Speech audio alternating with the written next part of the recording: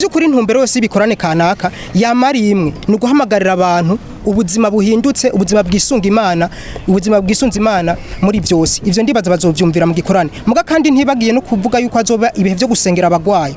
No kuvuga abantu bagwaye, yaba ari bimuga, yaba abantu batabona, yaba abantu batumva, ingwara zose zananiranye, muzobazana. Hari bitangaza vy'Imana bizokoreka.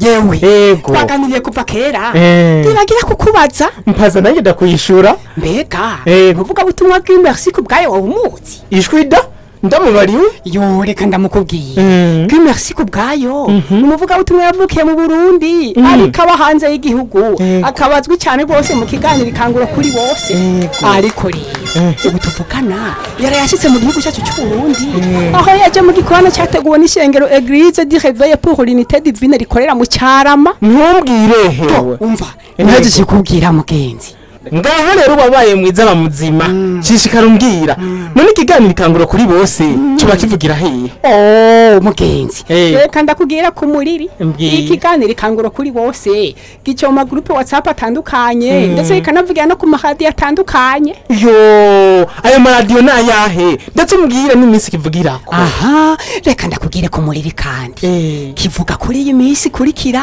no ku aya maradiyo akurikira ku wa kabiri no ku wa kane ni kuri radio nderagakura ku wa gatatu no ku w'Imana ni kuri radio ubuzima FM ku wa gatatu no ku wa kane nyene ni kuri radio Voix d'Espoir jwi riremesha ku wa mbere ku wa kabiri no ku wa gatandatu ni kuri radio Gaseke FM ku wa kabiri ku wa kane no ku wa gatanu ni kuri Buja FM neza na neza igiteka ikiyongera kuri imisi yose ya gatandatu abari umwanya mwiza wo gusengera abagwaye n'abafisi yindi mitwaro umvehemwe yemwe bantu mu Burundi no mu bihugu duhana imibenka Repubulika Iharanira Intwaro Rusange ya Kongo mu Rwanda no muri Tanzania nimutanga kumviriza ico kiganiro. Murakoze cyane ubwambere n'umunezero kongera kugaruka mu gihugu ciza cy'u Burundi, igihugu gitemba amatanubuki, ni igihugu ciza cyane. Hama nitwa Mercy kubgayo, nizera yuko abeshi banzi mu kiganiro ikanguro kuri bose. Reka ndakivugeho gatoyi. Ikiganiro ikanguro kuri bose ni ikiganiro civuga butumwa kiramaze imyaka ishika 4 gitanguye, cyatanguye kuvugira kuri Radio Voix d'Espoir kandi ubu kirabandanya kiravugira ku maradiyo menshi, Radio Buja FM Gitega no kuri Radio Agaseke FM no ku yandi ma platform na cyane ya WhatsApp. Rero kinzanye ngaha mu Burundi nuko hariho igikorane kidasanzwe kihari, nibaza yuko nza kugira ico ndakivuze ko mugubwa mbere banje kwabwira ibijanye n'ico kiganiro mubinkundiye no babwira amasaha kibera kuko n'ikiganiro gihindura ubuzima bw'abantu benshi. Nizera ntakekeranya yuko abazoza baracumviriza ari ibintu bidasanzwe cyane kuri radio Voix d'Espoir kivuga ku munsi wa gatatu saa 9 zuzuye neza z'umuhingamo no ku munsi wa kane saa moya n'igice z'ijoro. Kuri radio Agaseke FM kivuga ku munsi wa kabiri saa moya n'igice z'ijoro no ku munsi wa mbere kivuga saa moya n'igice z'ijoro, ku munsi wa kabiri kivuga isaa 12 no ku munsi wa gatandatu kivuga saa moya z'agatondo, aho ariko habari n'umwanya gusengera abagwaye. Kuri Buja FM Gitega kivuga imisi yose kwa kabiri saa moya, kwa kane saa moya no kwa gatanu saa moya. Turiko turabikurikirana, nizera ko mu minsi iri imbere kizokomeza no kuca kuri Radio Nderagakura. Ego murakoze cyane. Ego tubwire ko ahubwo tubwire tusamurire gatoye kuvyereka ico gikorane n'abantu bashe kucitegurira mukozi w'Imana. Okay, ikiganiro cyateguwe n'ishengero Église du Monde pour l'unité divine. Igikorane nibo bagiteguye. Rero je ndumutumire ndumwe mu batumire bivanye n'ico kiganiro nzamba ikanguro kuri bose sanzwe nkora. Rero ni gikorane kidasanzwe, si twega twenyene tuzogikorana n'undi muvuga w'ubutumwa adasanzwe, umuvuga w'ubutumwa wo muri Kenya akomeye cyane yitwa Dr. Peter Itapara Ochinge. Nizera yuko beshi muzoza mumumenye, baramumenyere mu ivuga butumwa, mu bimenyetso n'ibitangaza byama bimuherekeza, hari amavuta y'Imana ari ku buzima bwiwe. Rero nico kinzanye, murumva hazo hari n'abakozi b'Imana beshi batandukanye, uwazo bavuye muri Kenya, hari n'abandi bashika 5 bazo bavuye muri Côte d'Ivoire. Rero nobwira abarundi ko igihe cabo cyo kugenderwa ari ikinyene, igihe cikanguro kuri bose ni ikinyene, ico gikorane hagira uzogisiba, ivyo biganiro bakomeze kuvyumviriza. Imana ikiragendera igihugu cy'u Burundi kandi iragikunda kandi yimirije gukora ibintu bidasanzwe. mukozi w'Imana nakahe kajambo canke ikibazo canke akantu ufise ku mutima wumva woshikiriza abariko barakurikirana uno munsi muga tutashobora kukubaza wibikiye nawe tukasangiza abandi. Ikintu novuga nuko nobwira bariko baranyumviriza bose cyane abazonyumviriza yuko hakiriho ivyizigiro kandi yuko Imana ibafise ku mugambi kandi yuko baremwe ku bw'intumbero. Ijambo ry'Imana rivuga ngo Imana ikirema Adamu yamubwiye ngo kiriya giti kimenyekanisha ikibi n'iciza ntuzokigeko umunsi wakiriye kuzopfa. Ubwo rupfu ko ari gutandukana n'Imana. Adamu yahemutse akiriye katandukana n'Imana kandi iyo dutandukanye n'Imana igikwirikira n'urupfu. Rero ico nobwira bariko barankurikirana bose nibagume kuri ubwo buzima bw'Imana bagumane n'Imana. Iyo niyo nkuru nziza tubazaniye no muri ico gikorane no kubabwira yuko hanze y'Imana bidakunda no kubabwira yuko hanze y'Imana atawuzima bagaruke ku Mana maze ubuzima bw'Imana bube muri bo amahoro n'ibindi byose bikurikira bizobandanya biba. Nico nobwira bariko baratwumviriza uko iterambere rije imitima itateguwe iterambere baca barigwanira ibi na biriya bikaba ugwanko n'ishari mugiyo ibintu vyiza bije imitima iteguwe ibintu turabisangira mu bugwa neza twese tukarazwa ishinga n'iterambere rikomeye cyane kandi riri mu rukundo.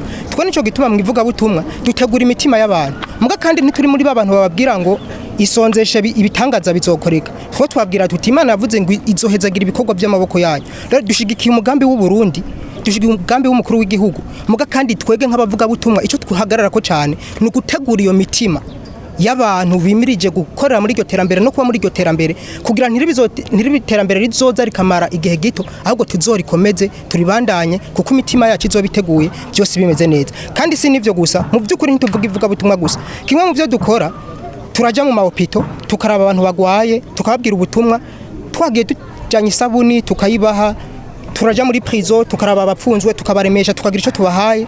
Turafise projet nyinshi haba kubaka ibitaro kubaka amashuri kubaka amaoferina ivyo byose ni ibintu tuzoshikako mu ntumbero yo kuvuga ubutumwa muga tuganashigikirana vision y'umukuru w'igihugu ko turi mu gihugu kigomba kuvuga Imana muga kandi kiriko kiranaja no mu nzira y'iterambere. Ukuri kwijambo ry'Imana hari abagushigikira n'abatagushigikira muri ico gihe hari abakugwanya bivanye n'ukuri kwijambo ry'Imana uko uravuga n'abakugwanya bivanye n'ukuri kurahirika ijambo ry'Imana.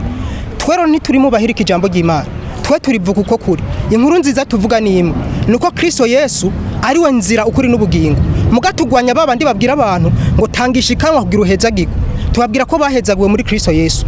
Ntituri babandi ba faking ibitangaza twizera Kristo Yesu ibitangaza bikora ku mugaragaro ntiturinda kuja kuriha abantu baze baduha amahera ngo tugaragaza ibitangaza bidahari. Yesu muri twebwe n'ubuzima buhari ibitangaza birakwirikira ubutumwa tuvuga ubutumwa butavanze buhagaze ku kuri kw'ijambo ry'Imana. Kristo Yesu umushinge ivyo ntumwa zitigishije ntituvyigisha ivyo Yesu yigishije nivyo duhagararamo. Rero abo ducira urubanza canke abo tujija bo tujija bahagaze ku cijambo ry'Imana rivuga. Ico nico novuga gikomeye cyane. Rero mvuze gutandukana n'abandi abo twitandukanye nabo nabavuga ubutumwa bwiza butaribwo canke bagabuhirika. Twe tuvuga ubutumwa uko buri kandi buhezagira abandi. Je tumwe ivyo biganiro biba ku maradiyo mu bikwirikirane ubuzima bwanyu buzohinduka kubera je ibikorwa by'Imana namye ndabifatanya no gufasha ibintu kugira bitera imbere. Ndibuka abona ari ndongoye muri groupe biblique nababwiye nti ubu rero abakozi bakoropa muri refectoire hajya abanyeshuri barira twege nka groupe biblique tugiye kuza turahikorera abo bakozi ni babandanye bakora ibindi muga twege nko kubera karura abandi ndikwezoza turakoropa refectoire. Ndibuka ico gihe umurongozi w'iryo shuri mu directeur d'interne yaciye yandika aravuga ati akaroro ka groupe biblique muze muragakwirikiza. Rero tuma twe tuvuga tuherekeranya n'ibikorwa kuko kwizera kutagira ibikorwa kuba gupfuye. Kubijanye navyo nuko mva mu gihugu kinakiriya ndi Murundi kandi anezewe no kuba Murundi gusa kumva z'amashuri ndiko ndabandanya na maîtrise muri Chypre ariko uko biri kose ibiganiro ndabitegura ari yondi kandi nama ndahari online mbandahari ndafise umugwi udasanzwe w'abakozi Imana basizwe amavuta dukorana bisigura nkene yurandonka ukene abo dukorana urabaronka. Yesu abahezagira. Watubwiye kuzaniwe n'igikorane turake kumenya ihangiro ry'igikorane nirihe nateme ico gikorane nirihe amikorane kizobera hehe imisingana.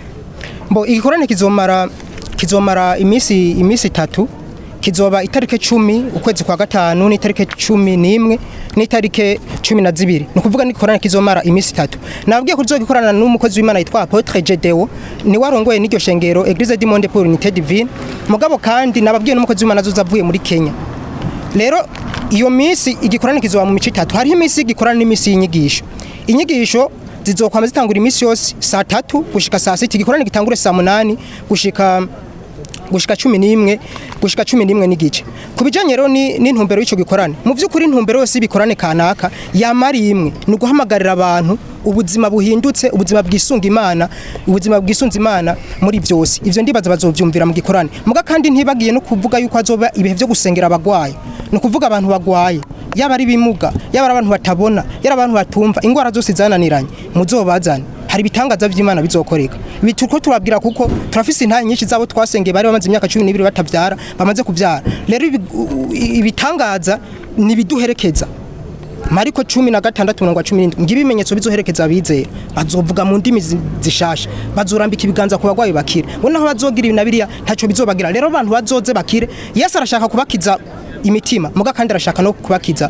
mu buryo bw'umubiri reka ntere mvugira aho kizobera ikorane kizobera muri quartier Carama ya gatatu impande ya Mezo kuri inyuma ya Mezor Parma nibaza yuko beshi bazoca bahamenya ibijanye naho n'igikorane zoja inyigisho zizobera kuri yo Eglise du Monde pour l'Unité Divine aho bita muri Somali kujya gatanu kujya mabene nizera yuko bazoca bashika abakeneye kumenya byinshi barashobora kuraba flyer hariho affiche twatanze murashobora kuza kuyiraba kugira mumenye byose ariko muga kandi ukeneye nko kugira icabaza kumbure sinzi mu nkundiye notanga nimero kugira abo baza aho kizobera barushizeho kuranka ama information menshi cyane iyi nimero nobaha ni 66 amajana 320 amajana 966 mashobora kubaza amakuru kubijanye n'ico gikorane yewe twaganiriye kuva kera ndibagira kukubaza mpaza nanjye ndakuyishura mbega uvuga butumwa bw'Mercy kubgayo wumuzi ishwida ndamubariwe yo reka ndamukubwiye Mercy kubgayo numuvuga butumwa yavukiye mu Burundi ariko aba hanze y'igihugu akabazwi cyane rwose mu kiganiro ikanguro kuri bose ariko rero ubu tuvugana yarayashitse mu gihugu cyacu cy'u Burundi aho yaje mu gikorane cyateguwe n'ishengero Eglise du Réveil pour l'Unité Divine rikorera mu Carama ntumbwire hewe umva ntaje kikubwira mugenzi ngaho rero wabaye mwiza bamuzima shishikara umbwira none ikiganiro ikanguro kuri bose cyo bakivugira hehe mugenzi reka ndakubwira ku muriri ikiganiro ikanguro kuri bose gice mu groupe WhatsApp atandukanye ndetse ikanavugira no ku maradiyo atandukanye yo ayo maradiyo nayahe Shalom bakunzi b'ibiganiro vyacu vya New Press TV turabaramukije amahoro ya Kristo abane nacu nkuko mubibona imbere ya kamera uyu munsi dufise umutumira dasanzwe duheje kwakira ku kibuga c'indege aho hejeje kuruka indege ubunyene abeshi mukimubona mutangura kwibaza mbega uyu muntu ari imbere ya kamera ninde yitwa gute asanzwe akora iki nigiko kimuzanye mu bikorwa vya misi yose canke ko kimuzanye muri bino bikorwa reka tumwe kaza twibwire hama kandi atubwire nibigiko kimuzanye hano mu Burundi murakoze yego ubwa mbere mbanje kubashimira ubwira kandi kuri kino kibazo mumbajije ubwa mbere ndaramukije abakunzi bacu b'ibiganiro nkuko yabivuze muranze cyane mu kiganiro ikanguro kuri bose murabizi cyane rero nkuko yabivuze nzanywe n'igikorane sinje mva mu Burundi nje mva muri Chypre nje muri ico gikorane rero ni nakanya keza ko kubatumira kuzoba muri ico gikorane na cyane benshi mumaze igihe mushaka ko tuganira tuvugana tubonana no kuri turabahaye ikaze ahantu cyane twohurira ni mu gikorane kizoba cyateguwe n'ishengero Eglise du Monde pour l'Unité Divine muri Carama ya gatatu inyuma ya Mezo Palma nizera yuko ku itarike 10 itarike 11 itarike 12 mubaye muhari muzobona ibidasanzwe ibiganiro muhora mukurikirana ikanguro kuri bose mu buryo bugaragara mu radio bizoba bili live bizoba bimeze neza cyane rero ndabatumiye kuri zo tarike 10 itarike 11 itarike 12 hama nkuko bambajije izina musanzwe munzi ni Mercy kubgayo Yesu abahezagire murakoze cyane gose mutumire muhire murakoze kutwidondora mukabwira abako baradukurikirana uwo muri nigiko kibazanya ariko kandi tubwiye ko abeshi babazi mu kiganiro ikanguro kuri bose abari ku isi yose mu Rwanda mu Burundi no muri Tanzania mbere no ku isi yose nko muri za Amerika barakunda kubakurikirana muri kino kiganiro ikanguro kuri bose mbega none tugomba tubabaze niza ingufu mukoresha kugira ngo mutegure ibikorwa nk'ibi tuzi ko ari ibikorwa bifise uburemere budasanzwe. ingufu dukoresha ni ziya Kristo Yesu yavuze ngo nuko nimugende muhindura amahanga yose abigishwa. Izo rero ni ingufu yadusigiye ziri muri twege kugamwe mu Imana dufise. Rero twafatikanije n'iryo yerekwa Kristo Yesu yaduhaye kugira tubandanye kuvugira Imana. Ibijanye n'ingufu kubona Kristo ari muri twebwe ahinduka ingufu zacu. Kuko yavuze ati ndi kumwe namwe gushika ku mpera y'isi. Kandi mu vy'ukuri ugiye kuraba ahisi igeze isi irabuze Yesu, isi irabuze ubuzima. Twege ivyo bidutera intege ko turakeneye ko abantu bose bakizwa. Cyo tuma ikiganiro kivuga ngo ikanguro kuri bose. Tugomba ko bakanguka mu mitima babeho bafise Kristo, babeho bizera Imana pani vy'uburyarya. Ibintu byo gufata amadini nko kumengana abazungu bayizanye. Kristo Yesu ni muzima. Ntiyazanywe n'abazungu. Bashobora kuba bamuzanye mu buryo butari bwo. Mu gico tuzi nuko ari muzima kandi ariho. Ndashobora kuguha ifungurwa. Kubera nazi guhenda umuntu mubi ntibizigura ngo uziriye ntacyo ntizikugira akamaro. Abazungu baratuzaniye Yesu baramuta muga twege twasanze ari muzima. Turamwizera kandi siramukeneye. Nivyo biduha ingufu kugira abantu bave mu vyaha, kugira abantu bakizwe, abantu baronka ubugingo budashira. Kuko umuntu amaze gupfata arizera biba birangiye. Nje tuma duhamagarira abantu mwese no kumadukurikirana. Murakeneye Kristo Yesu. Ivyo nivyo biduha ingufu kugira mumenye ko atahandi hari ubuzima uretse muri Kristo Yesu. Ivyo biraduha ingufu cyane. Murakoze cyane gose. Nagoma ndababaza kandi kabazombega nige hangiro mufise nuwahe mutima mufise watumye mwipfuza gushira ikiganiro ikangiro kuri bose. Mbega mugirageje kuraba intumbero mwari mufise mu gushiraho cyo kiganiro. Mbega mubona muri ko murayishikako canke ntimurayishikako mwipfuza gushika hehe? Murakoze cyane. Mutubajije vision canke ihangiro dufise ni ikintu iyerekwa dufise ni ikintu nkunze cyane. Iyerekwa dufise nukubona abarundi. Yesu yavuze ngo muhere Yerusalemu nuko abarundi bose bakijijwe tukagenda no kwisi yose. Muga kandi apana ivyo gukizwa gusa. Tubigishe nuko bagomba gukizwa mugabo kandi babayeho n'ubuzima bwiza bafise ubwenge muri ibi nabiriya bashobora kwibeshaho. Dufatanye ivuga butumwa n'iterambere kuko nubundi ni wavuga ubutumwa ushonje bizo ari kibazo, niyo wasenga ushonje zo ari kibazo. Nico tuma abantu baca baja kwiba. Rero twa turabigisha ijambo ry'Imana muga tukabigisha no gukora kuko ngo udakoze ntakaye. Murakoze cyane gose. Munkundire kandi ndababaze kibazo mubwire abariko baradukurikirana. Biga mwoshobora kubabwira mu ncamake iradiyo ikiganiro ikanguro kuri bose gicako kugira ngo vy'ukuri n'abatahora bumviriza iki kiganiro kugira ngo uhereye uyu munsi bumve vy'ukuri bafise inyota yo gukurikirana ikiganiro na cyane cyane ko hari intahe mwagiye muratubwira ko kandi tumaze kumva ko abakurikirana ico kiganiro vy'ukuri ko baronka ubuzima biciye mu kiganiro kangiro kuri bose. Mbega mwoshobora kubabwira amaradiyo asanzwe akorera ngaho mu Burundi cyangwa se ibindi bikorwa muba mukora bishobora gufasha abantu mu buzima bwo gutahura Imana?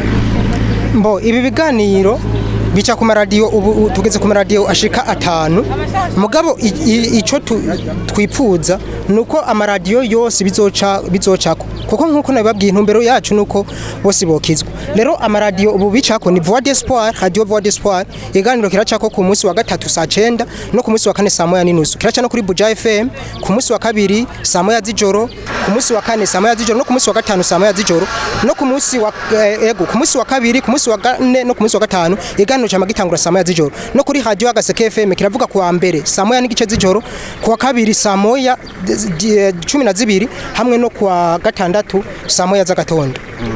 Murakoze cyane gose. Ikibazo ca nyuma nkuko mwabivuze mu mwanya uheze haheruka gusohoka afishe gikorane cyateguwe n'ishengero Église de Réveil pour l'Unité Divine aho mwatubwiye ko hariho n'umuvuga butumwa yatumiwe ava muri Kenya yitwa Dr Peter Itapala. Nagoma ndababaze mbega vy'ukuri nigiki mwobwira ishengero canke mubwira abantu bakwirikirana bo kwitega muri ico gikorane?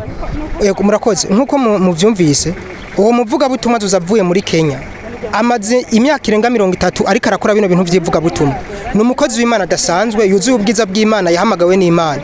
Rero nakajyo ko kuza kumviriza tarukuza kubona umukozi w'Imana mugakuza kwakira kubiri mu mukozi w'Imana.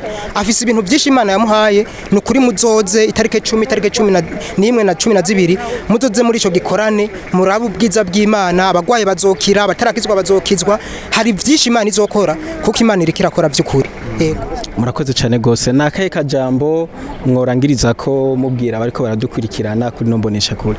abariko baradukurikirana mwese reka tubabwire ko tubakunda tubabwire tuti ibiganiro byacu Kangura kuri bose mukomeze kubikunda mukomeze kubisangiza abandi kandi turafise na groupe ya WhatsApp abakeneye ko tubashira muri iyo groupe ya WhatsApp murashobora kutwandikira kuri nimero 66 amajana 320 amajana 956 kugira ngo tubashire muri iyo groupe ya WhatsApp muzoze murakurikirana ibiganiro tubaha buri munsi Imana ibahezagire cyane yemwe bantu muba mu Burundi no mu bihugu duhana imibenka Repubulika Iharanira Intwaro Rusange ya Kongo mu Rwanda no muri Tanzania nimutanga kumviriza ico kiganiro